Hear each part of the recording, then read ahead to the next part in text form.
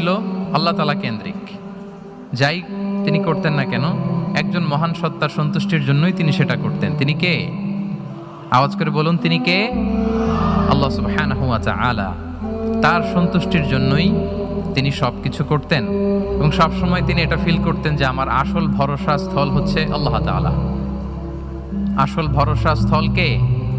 আল্লাহ তাআলা। এবং আল্লাহকেই তিনি ওনার নিজের অভিভাবক হিসেবে সবসময় চিন্তা করতেন। এবং তার দয়ার পরশেই যে আমরা বেঁচে আছি, তিনি যে আমাকে আগলে রেখেছেন, সার্বক্ষণিক এটাকে মনের মধ্যে ধারণ করা, সবসময় এই চিন্তাটা ভেতরে লালন করা, এটাকেই বলে গড সেন্ট্রিক মাইন্ডসেট বা আল্লাহ সেন্ট্রিক মাইন্ডসেট। এই মাইন্ডসেটের অধিকারী যদি আপনি হতে পারেন, আপনি একটা ডিভাইন পাওয়ার শিল্ডের ভেতরে থাকবেন, একটা ডিভাইন প্রোটেকশনে থাকবেন। চারিদিকে তুফান, ঝঞ্ঝা, ঝড়, অনেক কিছু, কোনো কিছু আপনাকে স্পর্শ করবে না, কারণ আপনার গড সেন্ট্রিক মাইন্ডসেট আছে। একটা মহা শক্তিধর সত্তার সাথে আপনার সংযোগায়ন আছে, কানেক্টিভিটি আছে। সো প্রথম মাইন্ডসেটটা হচ্ছে গড সেন্ট্রিক মাইন্ডসেট।